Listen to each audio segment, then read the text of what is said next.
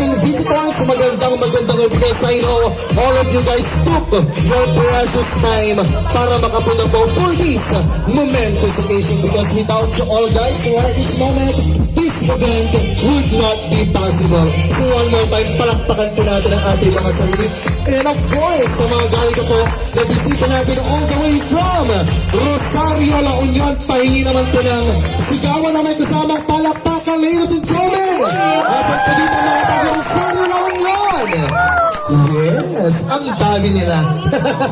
And of course, once again, maraming din salamat po to all the relatives, friends, neighbors po ng ating debutant na nandito, and to all our suppliers. Palakpakan naman po natin ating mga suppliers, because without our suppliers, this event would not be possible. And to start our program, ladies and gentlemen, it is my pleasure to acknowledge to you the loving parents,